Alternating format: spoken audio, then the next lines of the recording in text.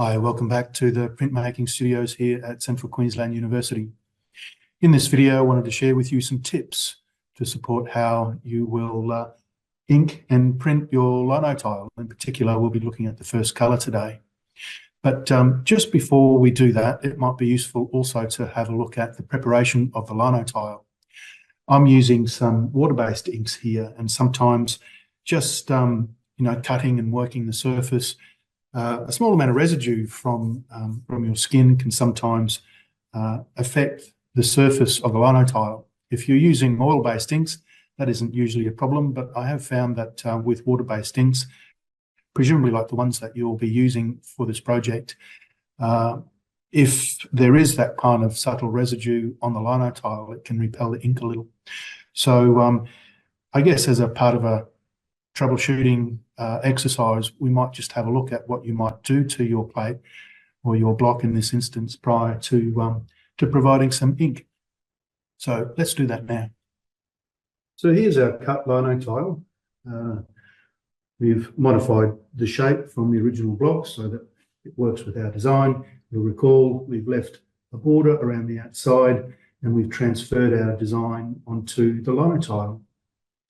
I've made some cuts for the areas that will be white. There won't be many areas white in this particular lino print. But given that we've got either carbon or graphite used, it's possible that some of this graphite, being, if you like, a loose mineral pigment, will be transferred from our linotile onto our printing surface. So just to help prevent some of that occurring, we're going to grab a rubber, just a nice quality plastic rubber, to remove some of that excess pigment. You can see I'm not entirely rubbing those lines away. I want to still be able to refer to them, see them easily enough, but hopefully by removing a little bit of excess dry pigment, less of that will be transferred to our printing paper as we're making our impressions.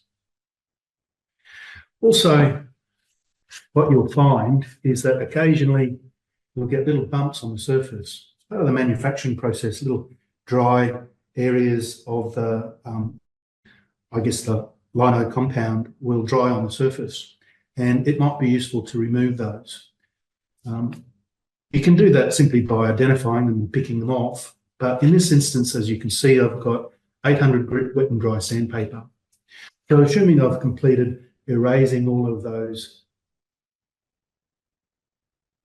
lines just a little, I'm going to work that surface a little bit with a very fine grit paper. I'm going to do that rather evenly. This will help prepare the surface a little bit, hopefully remove any oily marks from my hands, whilst also dislodging some of those little particles that you might find attached to the surface via the manufacturing process.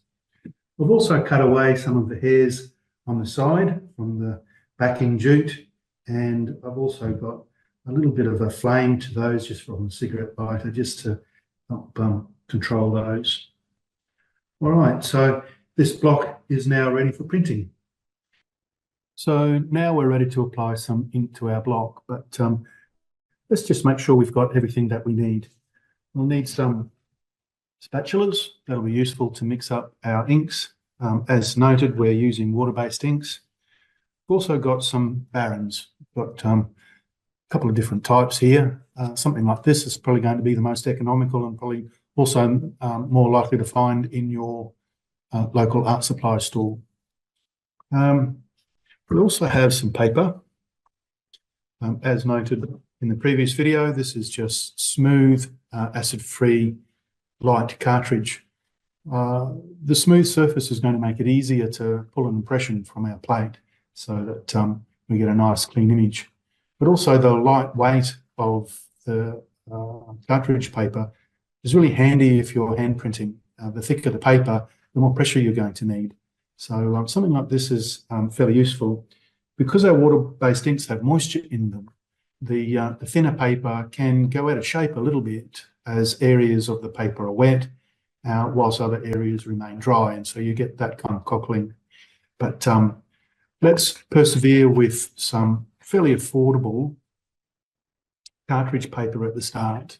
We can always look into various kinds of Japanese woodblock printing papers down the track, or if you're getting access to a press, there are a whole range of really beautiful printmaking papers that are available.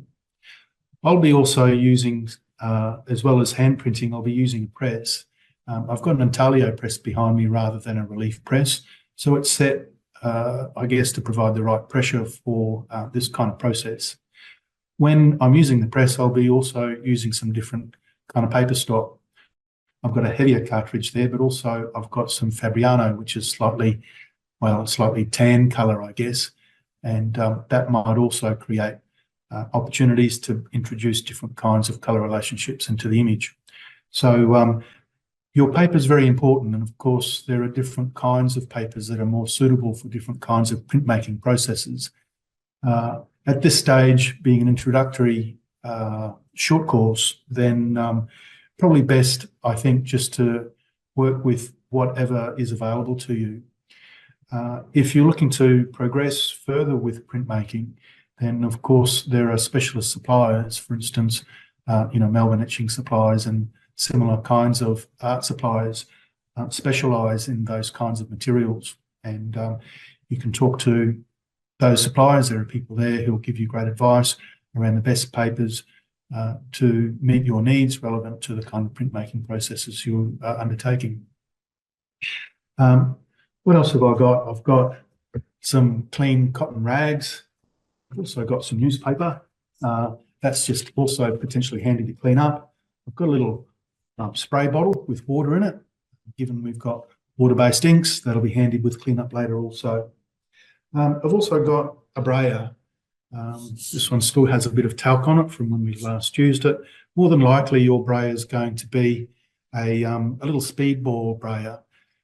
It's best to try and invest in something that is as long as possible. More than likely, your speedball brayer will have a hard rubber. That'll work okay for our lino and the inks that we're using. You'll probably find the diameter of the brayer is a bit smaller. That will mean that you've got less ink, if you like, and less coverage potential from a smaller brayer. But of course, there's less rubber and they're less expensive. These kinds of brayers do get quite expensive.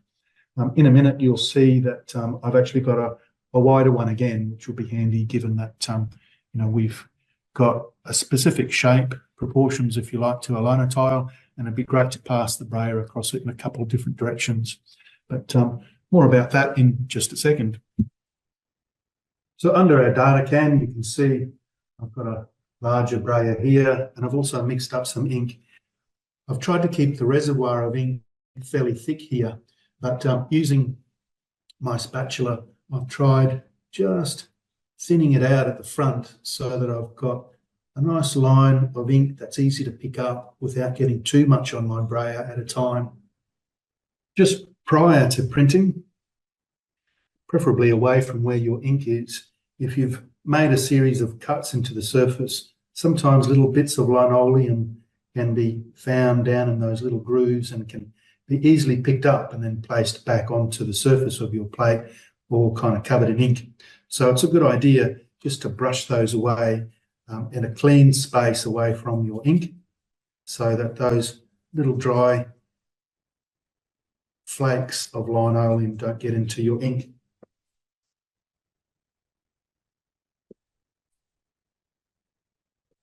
You can see our colour chart from our design video tutorial, and you can see I'm just looking to match some of those colours up using our water-based inks.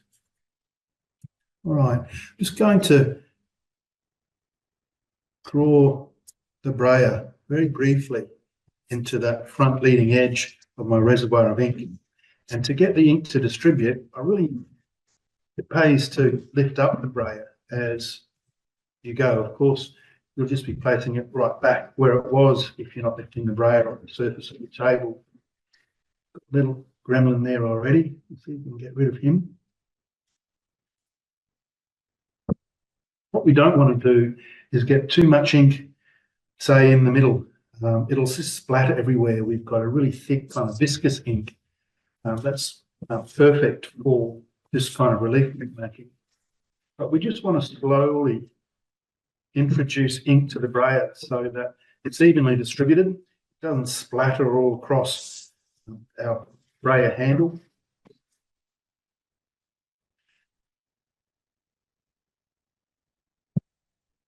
So I'm just going backwards and forwards and at 90 degrees to try and ensure that I've got good coverage. A little gremlin there.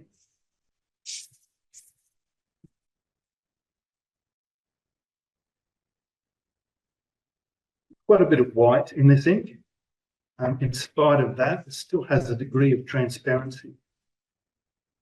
As you can see, to the side of my inking area, I've got my Linotile that's been prepared, ready to accept ink.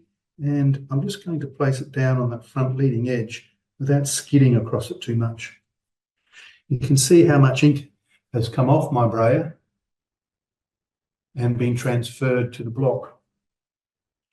This determines, if you like, the width of my, or the diameter of my brayer roller. So I've run out of ink there.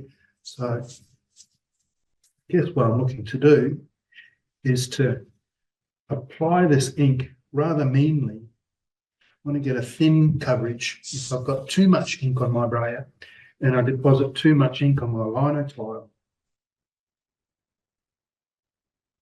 the ink will go down into all the areas that you've cut away. Of course, that's not such a great thing. The surface of the Linotile is a little bit bumpy, and so it takes a little bit of work to get that ink nicely covering that surface so that when you create an impression from that block, it doesn't have lots of little white holes everywhere where the ink hasn't really got down into the surface of the Linotile very well. I'm applying a little bit of pressure here, just looking to assist how the ink sits into the surface, whilst trying to be careful that I haven't got too much ink.